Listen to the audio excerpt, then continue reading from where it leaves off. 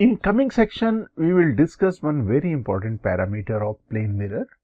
We will discuss about field of view.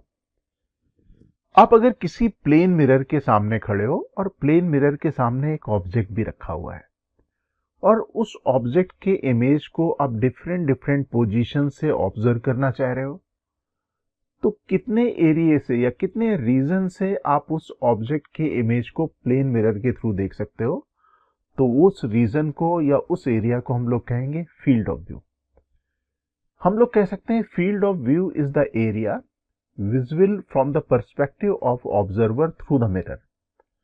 कोई observer mirror के through किसी object के इमेज को किस रीजन में या कितने एरिया में देख पाएगा, उसको हम लोग कह सकते हैं फील्ड ऑफ व्यू।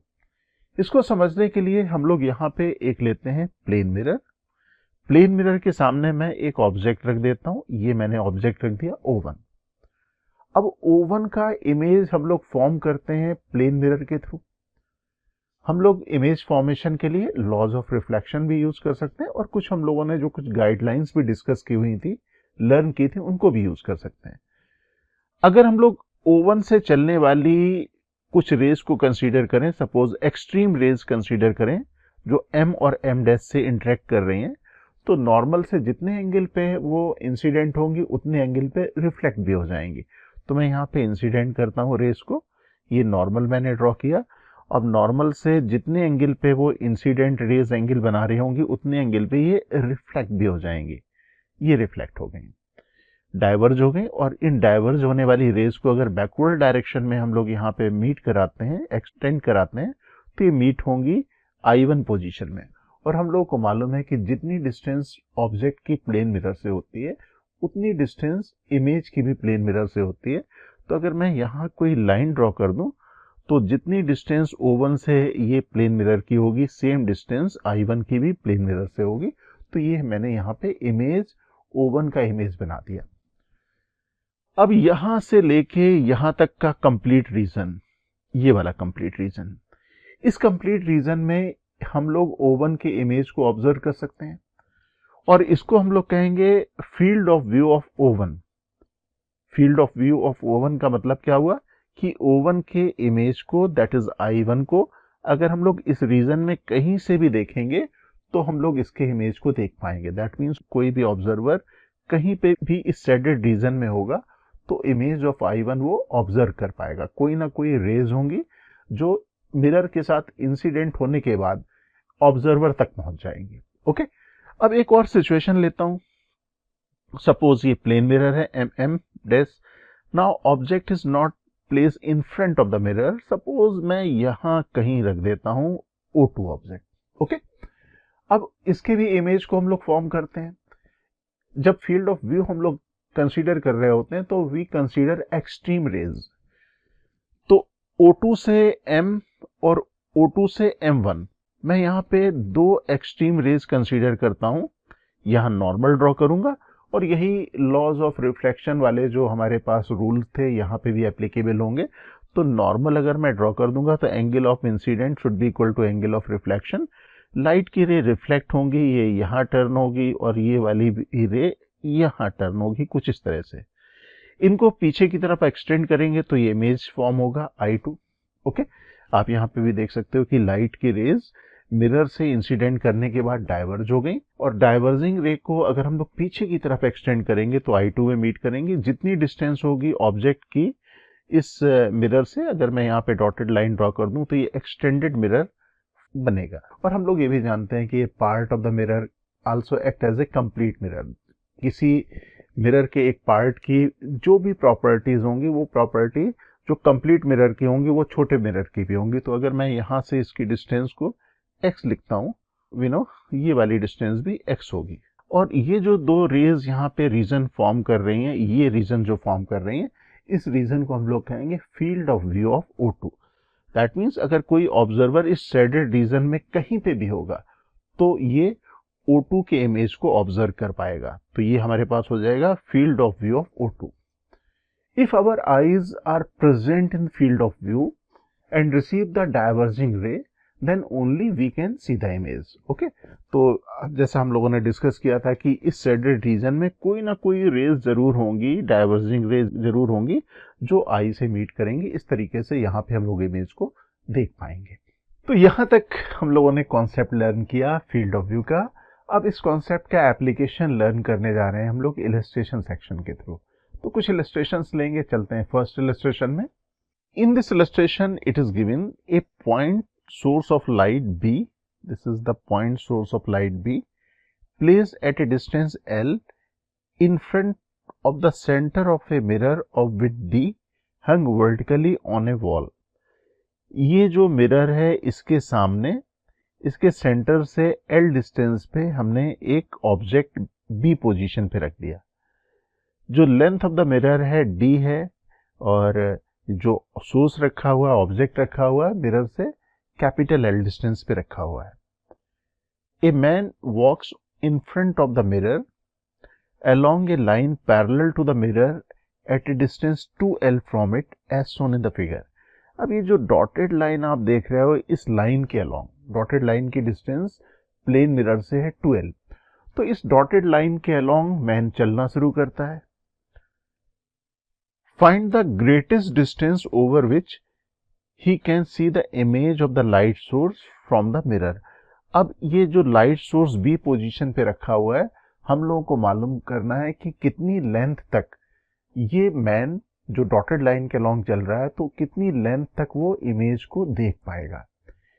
इसका मतलब ये जो सिचुएशन है फील्ड ऑफ व्यू से रिलेटेड है।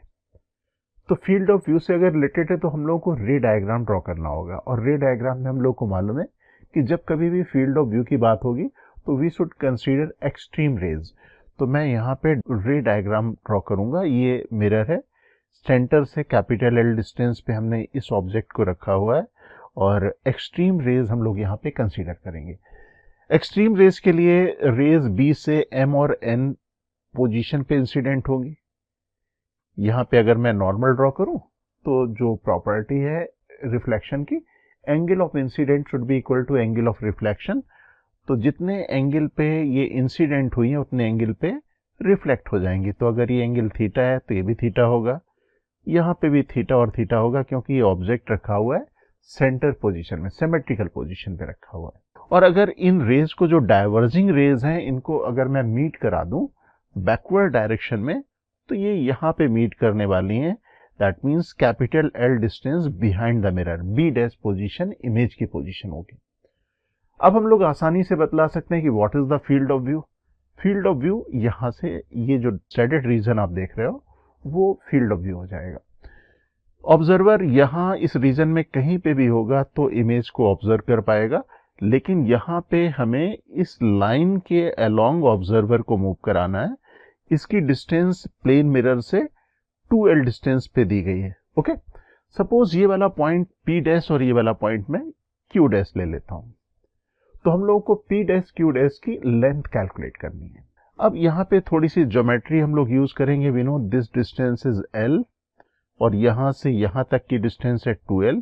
अगर आप यहाँ पे मिरर के पैरेलल B से जाने वाली एक लाइन ड्रॉ करो, ये लाइन ड्रॉ करो, तो हम लोग यहाँ पे कह सकते हैं कि ये अगर ये D है तो यहाँ से यहाँ तक की डिस्टेंस भी D होगी और यहाँ से यहाँ तक की डिस्टेंस भी D होगी।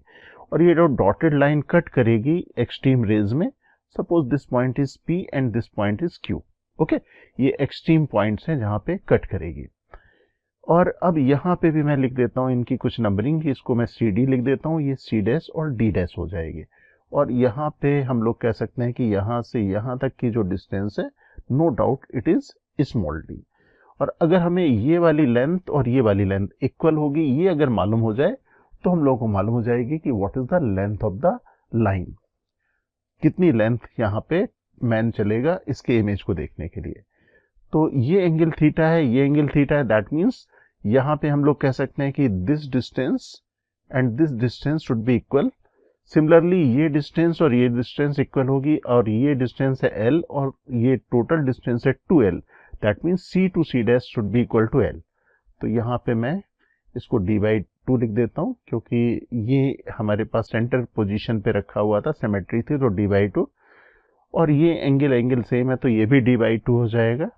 और ये लेंथ है L, जैसा डिस्कस किया था, तो ये लेंथ भी हमारे पास हो जाएगी L। अब ये जो ट्रायंगल फॉर्म हो रहे हैं, ऊपर आप यहाँ पे देख सकते हो, ये ट्रायंगल ये है यहाँ तक का, और एक ये बड़ा ट्रायंगल है जिसका एंगल, जो एंगल थीटा है, वो कॉमन है। यहां इन दोनों ट्रायंगल्स को मैं एक साथ ले लूं, ट्रायंगल MQC और ट्रायंगल MQ', यहां पे हम लोग कह सकते हैं कि ये जो डिस्टेंस है MC, M से C, ये डिस्टेंस हम लोग को मालूम है, कैपिटल L है। MC डिवाइडेड बाई अगर मैं QC कर दूं, that should be equal to MC dash divided by Q', और MC की वैल्यू है कैपिटल L, MC' की वैल्यू है 2L, दिस इज D/2। अब हमें ये डिस्टेंस मालूम हो जाएगी, तो यहाँ पे मैं प्रॉपर्टी यूज कर देता हूँ, यहाँ पे वैल्यू रख देता हूँ, MC is equal to L, QC is equal to D/2, MC' हमारे पास है 2L, तो Q', की वैल्यू हम लोगों को मालूम हो जाएगी यहाँ से। ये डिस्टेंस हमारे पास आ जाएगी Q', अगर इसको हम लोग सॉल्व करें, L से L कैंसिल हो जाएगा, ये आ जाएगी D के बराबर। और हम लोग यहाँ पे कह सकते हैं कि जितनी डिस्टेंस है यहाँ पे Q' से C' की, सेम डिस्टेंस है D' टू P', ये D' P' के बराबर होगी। इसका मतलब ये D, ये भी D और ये भी D। अब हम लोग टोटल लेंथ मालूम कर लेंगे, distance through which man can observe the image, that is D plus D plus D, तीनों का समेशन कर देंगे, that is equal to 3D। That means जो लेंथ ऑफ द लाइन होगी उसकी लेंथ होगी 3D। इस लेंथ तक मैन इसके इमेज को ऑब्जर्व कर पाएगा, B के इमेज को ऑब्जर्व कर पाएगा। In this illustration, it is given a point object O is kept in front of a plane mirror MM'. This is the plane mirror MM', and this is the point object O in front of this mirror. The line MOP makes an angle 60 degree with the mirror. ये जो line है MOP mirror से theta equal to 60 degree angle बना रही है। An observer is walking along line APB. कोई observer इस line के अलोंग मूव कर रहा है, इस लाइन की डिस्टेंस मिरर के इस पॉइंट M से 2D है। Find the length of his path along APB in which he can see the image of the object. हमें यहाँ पे AB लाइन में उस लेंथ को मालूम करना है जिस लेंथ में ऑब्जर्वर O के इमेज को ऑब्जर्व कर पाए। जब कभी भी ऐसी सिचुएशन आती है, that means we need to find field of view, और अगर फील्ड ऑफ व्यू अगर मालूम करना है तो we need to ray diagram and we need to take care of the extreme rays. तो यहाँ पे हम लोग रे डायग्राम ड्रॉ करेंगे। Suppose this is the plane mirror and this object is place in front of the plane mirror. The distance of the object from M is small d, ये distance है small d, और observer जिस line में move कर रहा है वो line M से है 2D डिस्टेंस पे, this is at distance 2D। इसी लाइन पे हम लोगों को उस लेंथ को मालूम करना है जहां पे वो ऑब्जर्वर इमेज को देख पाएगा। फील्ड ऑफ व्यू मालूम करना है तो एक्सट्रीम रेज हम लोगों को कंसीडर करनी होगी। एक्सट्रीम रेज O से M और O से M' होगी, दैट मीन्स हॉरिजॉन्टल और वर्टिकल। इस लाइन को मैं हॉरिजॉन्टल और इस लाइन को मैं वर्टिकल कह रहा हूं, तो ये मैंने एक्सट्रीम रेज बना दी। अब यहाँ पे लॉज ऑफ रिफ्लेक्शन हम लोगों को वैलिड करने होंगे, उसके लिए मुझे नॉर्मल ड्रॉ करने होंगे। तो मैं यहाँ पे मिरर के परपेंडिकुलर लाइंस ड्रॉ कर देता हूँ, ये मेरे पास नॉर्मल्स आ गए। अब यहाँ पे लाइट की रे जितने एंगल पे आई हैं, इंसिडेंट हुई हैं, उतने एंगल पे रिफ्लेक्ट हो जाएंगे। तो लाइट की रेज रिफ्लेक्ट होंगी कुछ इस तरह से। आप देख सकते हो कि लाइट की रेज यहाँ से डाइवर्ज हो गई, और इस डाइवर्जिंग रे को अगर हम लोग एक्सटेंड करेंगे तो आई पॉइंट पे मीट करेंगे, and this is the position of the image. आप यहाँ पे देख सकते हो फील्ड ऑफ व्यू हम लोगों को मिल गया। अब यहाँ पे जो लाइट की रे इंसिडेंट होगी, suppose this is A' and this is B', और अब हमें A' B' की लेंथ कितनी होगी ये मालूम करना है। इसके लिए थोड़ी ज्योमेट्री यूज करनी होगी। सपोज हम लोग जो एंगल गिवन है यहाँ पे, ये angle theta equal to 60 degree, मैं यहाँ पे मार्क कर लेता हूँ, theta equal to 60 degree. And we know this dotted line is normal to the mirror, और ये एंगल अगर 60 डिग्री है तो this angle should be 30 degree and this should also be 30 degree. And we know O पे ये जो दोनों raise यहाँ पे इंसिडेंट हो रही हैं, एक हॉरिजॉन्टल है एक वर्टिकल है, दिस एंगल इज 90 डिग्री। और ये जो ट्रायंगल एम डैश और ओ, आप राइट एंगल ट्रायंगल देख रहे हो, तो ये अगर 90 है 60 है, this angle should be equal to 30 degree. और ये जो डॉटेड लाइन है again normal at M dash perpendicular to the mirror है। If this angle is 30, this should be 60 और angle of incidence should be equal to angle of reflection, तो ये angle भी 60 हो जाएगा। ओके, तो यहाँ पे एंगल हम लोगों ने मार्क कर लिया। अब एम डैश से हम लोग एक लाइन ड्रॉ करते हैं, हॉरिजॉन्टल लाइन, ये मैंने ड्रॉ कर दी, सी पे मीट कर रही है। अब यहाँ पे आप देख सकते हो कि ये जो एम डैश सी लाइन है, this is horizontal line and this M dash O is a vertical line, और वर्टिकल लाइन यहाँ पे इस नॉर्मल से अगर 60 डिग्री एंगल बना रही है तो यहाँ पे नॉर्मल से ये 30 डिग्री एंगल बनेगा and total angle is 60, that means this angle is 30 degree, ये एंगल 30 डिग्री होगा। एक लाइन में और ड्रॉ कर देता हूँ, ये पी पे मीट कर रही है, तो यहाँ पे मैं एंगल 30 डिग्री मार्क कर देता हूँ। अब यहाँ पे ये लेंथ अगर हम लोगों को मालूम करनी है ए डैश से बी डैश, तो यहाँ पे हमारे पास कुछ ट्रायंगल्स फॉर्म हो रहे हैं, राइट एंगल ट्रायंगल फॉर्म हो रहे हैं। जैसे एक राइट एंगल ट्रायंगल ये फॉर्म हो रहा है, इसकी लेंथ अगर मुझे मिल जाए एम डैश ओ डैश तो वो सीपी के बराबर होगी। एक राइट एंगल ट्रायंगल ये फॉर्म हो रहा है, इसमें ए डैश सी डैश मिल जाए, और यहाँ पे जो ये बड़ा राइट एंगल फॉर्म हो रहा है, यहाँ पे अगर मुझे पी बी डैश की लेंथ मिल जाए तो टोटल आंसर हमारे पास आ जाएगा। ओके, अब रे डायग्राम हम लोगों ने ड्रॉ कर लिए। अब रे डायग्राम के बाद हम लोग ट्रायंगल्स जो अभी हम लोगों ने मार्क किए हैं उसको हम लोग कंसीडर करेंगे।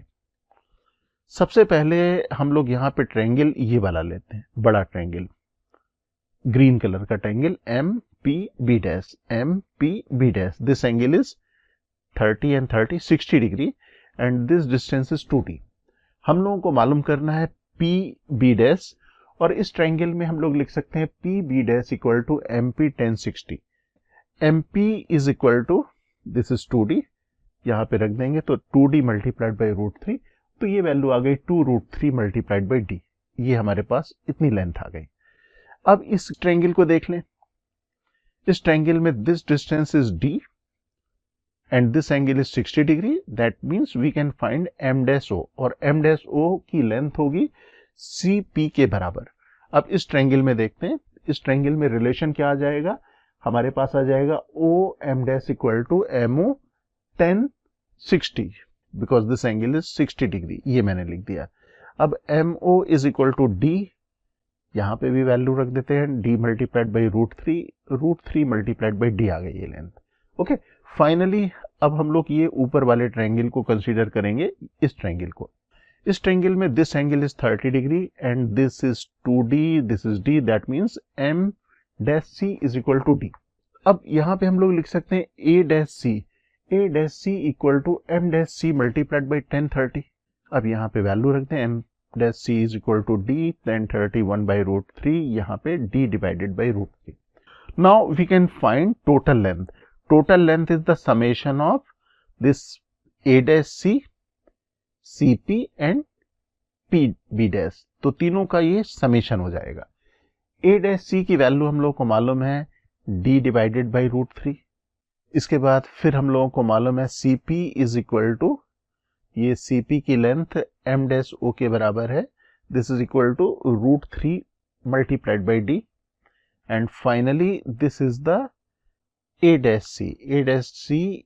Finally we have P B dash की वैल्यू हमारे पास है 2√3d, ये तीनों का समेशन कर देंगे, सम हमारे पास आ जाएगा 10 डिवाइडेड बाई √3d।